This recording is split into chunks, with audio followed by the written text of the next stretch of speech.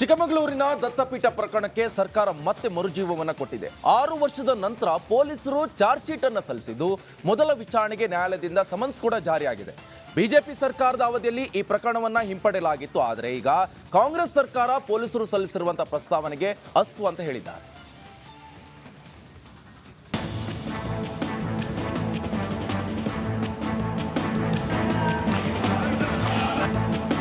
ಒಂದ್ ಕಡೆ ಅಯೋಧ್ಯೆ ರಾಮಭೂಮಿಯಲ್ಲಿ ರಾಮ ಮಂದಿರ ಉದ್ಘಾಟನೆಗೆ ಕೌಂಟೌನ್ ಶುರುವಾಗಿದೆ. ಇತ್ತ ರಾಜ್ಯ ರಾಜಕಾರಣದಲ್ಲಿ ಸಾಕಷ್ಟು ವಿವಾದಗಳು ಎದ್ದೇಳ್ತಿವೆ.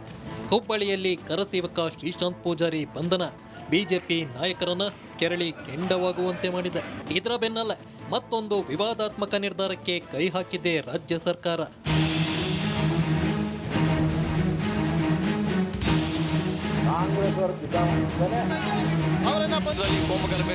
ದತ್ತಪೀಠ ಹೋರಾಟಗಾರರ ಮೇಲೆ ಕಾಂಗ್ರೆಸ್ ಕೆಂಗಣ್ಣು ಬೀರಿದ್ದು 7 ವರ್ಷದ ಬಳಿಕ ದತ್ತಪೀಠ ಪ್ರಕರಣದ ಮರು ತನಿಖೆಗೆ ಮುಂದಾಗಿದೆ. 2017ರಲ್ಲಿ ನಡೆದಿದ್ದ ದತ್ತಪೀಠ ಗೋರಿಧ್ವಂಸಗೊಳಿಸಿದ ಕೇಸ್ ಹಿನ್ನೆಲೆ 14 ಕಾರ್ಯಕರ್ತರಿಗೆ ವಿಚಾರಣೆಗೆ ಹಾಜರಾಗುವಂತೆ ನೋಟಿಸ್ ಅನ್ನು ನೀಡಲಾಗಿದೆ. ಈ ಬಗ್ಗೆ ಸ್ವತಃ ಹಿಂದೂ ಕಾರ್ಯಕರ್ತ ತುಡುಕೂರು ಮಂಜುನಾಥ್ ರಿಪಬ್ಲಿಕ್ ಕನ್ನಡಕ್ಕೆ ಪ್ರತಿಕ್ರಿಯೆಯನ್ನ ನೀಡಿದ್ದಾರೆ. ನಮಗೆ ವಿಚಾರಣೆಗೆ ಹಾಜರಾಗುವಂತೆ ಸಮನ್ಸ್ ಕೊಟ್ಟಿದ್ದು ಸತ್ಯ ಅಂತ ಹೇಳಿದ್ದಾರೆ. ಮೇಡಮ್, ವದಂತಿ ಆಗಿದ್ರೆ ಅವ್ರದೇ ಚಿಕ್ಕಮಗಳೂರಿನ ಗ್ರಾಮಾಂತರ ಠಾಣೆಯಿಂದ ಬಂದಂತ ನನ್ ಕರೆ, ಆ ಗ್ರಾಮಾಂತರ ಠಾಣೆಯಿಂದನೇ ಬಂದಂತ ವಾಟ್ಸಪ್ ಸಮನ್ಸ್ ಅದು. ನಾನು ಹೊರಗಡೆ ಇರಿದ್ದೀನಿ ಅನ್ನೋತ್ತಿಗೆ ಇವಾಗ್ಲೂ ಕೂಡ ತೇಜಸ್ಸಿಗೆ ನಾನು ಬಂದು ಅವ್ರೂರಿಗೆ ಬಂದು ಸಮನ್ಸ್ ಅನ್ನ ಇಶ್ಯೂ ಮಾಡ್ತೀನಿ ಅಂತ ಕೂಡ ಅಲ್ಲಿ ಅಲ್ಲಿನ ಕೋರ್ಟಿನ PC ಏನಿದ್ದಾರೆ ಅವ್ರು ಬಂದು ಹೇಳಿದ್ದಾರೆ ಅವರಿಗೆ ಫೋನ್ ಮಾಡಿ. ಹೇಗೆ ಹಾಗಾದ್ರೆ ಕೋರ್ಟಿನ ಸಮನ್ಸ್ ಸುಳ್ಳ, ಅದು ಬೇಕಾ? ಹೊಸ ಕೇಸ್ ಹೇಗೆ ದಾಖಲೆ ಆಗುತ್ತೆ? ಯಾರ್ಯಾರಿಗೆ ನೋಟಿಸ್? ತುಡುಕೂರು ಮಂಜು, ಶಿವರಾಜ್, ಸಂದೇಶ್, ಸುಮಂತ್, ನಾಗೇಂದ್ರ ಪೂಜಾರಿ, ಮೋಹನ್, ಅಶೋಕ್, ತೇಜು, ಶ್ರೀನಾಥ್, ಲೋಕೇಶ್, ಮಹೇಂದ್ರ, ಸಂದೀಪ್, ರಾಮು. ಸರ್ಕಾರದ ಈ ನಿರ್ಧಾರಕ್ಕೆ ಬಿಜೆಪಿ ಶಾಸಕ ಸುನೀಲ್ ಕುಮಾರ್ ಕಿಡಿಕಾರಿದ್ದಾರೆ. ರಿಪಬ್ಲಿಕ್ ಕನ್ನಡಕ್ಕೆ ಮಾತನಾಡಿದ ಇವರು, ಹಿಂದೂಗಳ ಪಾಲಿಗೆ ಕಾಂಗ್ರೆಸ್ ಸರ್ಕಾರ ಸತ್ತೋಗಿದೆ, ಯಾವುದೇ ಕಾರಣಕ್ಕೂ ಇದನ್ನ ಸಹಿಸಲು ಆಗಲ್ಲ, ಇದೇ ಕಾರಣಕ್ಕೆ ಕಾಂಗ್ರೆಸ್ ಸರ್ಕಾರ ಮುಳುಗ್ತಿದೆ ಅಂತ ಹೇಳಿದ್ರು. ಅಷ್ಟೇ ಅಲ್ಲ, ಚಿಕ್ಕಮಗಳೂರಿನಲ್ಲಿ ಸಿಟಿ ರವಿ ಕೂಡ ಸರ್ಕಾರದ ದುರುದ್ದೇಶ ಕೆಲಸ ಮಾಡ್ತಿದೆ ಎಂದು ಕಿಡಿಕಾರಿದ್ರು. ಒಬ್ಬ ಕಾರ್ಯಕರ್ತ ಸರ್ಕಾರದ ವಿರುದ್ಧ, ವ್ಯವಸ್ಥೆಯ ವಿರುದ್ಧ ಹೋರಾಟವನ್ನು ಮಾಡುವಂಥದ್ದು ಸಹಜವಾಗಿರುವಂಥದ್ದು.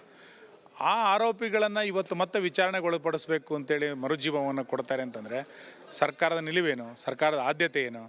ಈ ರೀತಿ ಯಾವುದಾದ್ರೂ ಒಂದು ಕೇಸನ್ನು PFIನವ್ರಿಗೆ ಮಾಡಿದಾರಾ? ಈ ಥರದ್ದು ಯಾವ್ದಾದ್ರು ಒಂದು ಕೇಸನ್ನು ST5Fನವ್ರಿಗೆ ಮಾಡಿದಾರಾ? ನಮ್ದು ಇನ್ಯಾವುದೋ ಕಾರ್ಯಕರ್ತರನ್ನ ಹೇಗೆ ಬೇಕಾರಾಗಿ ನಡೆಸ್ಕೊಳ್ಬೋದು. ಆ ಹಿನ್ನೆಲೆಯಲ್ಲಿಯೇ ನಾನು 10 ಬಾರಿ ಹೇಳ್ತೇನೆ, ರಾಜ್ಯದಲ್ಲಿರುವಂಥ ಕಾಂಗ್ರೆಸ್ ಸರ್ಕಾರ ಹಿಂದೂಗಳ ಪಾಲಿಗೆ ಸತ್ತೋಗಿದೆ. ಇವರು ದತ್ತಪೀಠದ ಕೇಸಿಗೆ ಪುನರ್ಜೀವ ಕೊಟ್ಟಿದ್ದಾರೆ. ಕಲಬುರಗಿಯಲ್ಲಿ ಹಿಂದೂ ಸಂಘಟನೆಗಳ ಪರವಾಗಿ ಹೋರಾಟ ಮಾಡ್ತಿದ್ದವರ ಕೇಸಿಗೆ ಮರುಜೀವ ಕೊಟ್ಟಿದ್ದಾರೆ. ಶಿವಮೊಗ್ಗದಲ್ಲಿ ಕೋಮುಗಲಭೆ ಸಂದರ್ಭಗಳಲ್ಲಿ ಕ್ಲೋಸ್ ಆಗಿದ್ದಂಥ ಕೇಸಿಗೆ ಮರುಜೀವ ಕೊಟ್ಟಿದ್ದಾರೆ. ಇದೆಲ್ಲ ನನ್ನ ಗಮನಕ್ಕೆ ಬಂದಿರೋದು. ರಾಜ್ಯದ ಉದ್ದಾಗಲಕ್ಕೆ ಇನ್ನೆಷ್ಟು ಈ ಥರ ಷಡ್ಯಂತ್ರ ಮಾಡಿದಾರೋ ಗೊತ್ತಿಲ್ಲ. ನನಗನ್ಸುತ್ತೆ ಇದೆಲ್ಲ ಯೋಜನಾಬದ್ಧವಾಗಿ ಮಾಡ್ತಿದ್ದಾರೆ.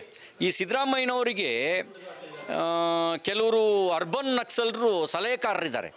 ಅವ್ರ ಕೆಲಸವೇ ಹಿಂದೂ ಸಂಘಟನೆಗಳನ್ನು ತುಣಿಯೋದು.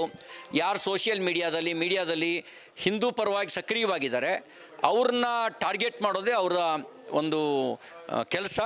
2021ರಲ್ಲಿ ಬಿಜೆಪಿ ಸರ್ಕಾರ ಈ ಕೇಸ್ ವಾಪಸ್ ಪಡೆಯಲು ಮುಂದಾಗಿತ್ತು. ಸಂಪುಟದ ಮುಂದೆಯೂ ಪ್ರಸ್ತಾಪವಾಗಿತ್ತು.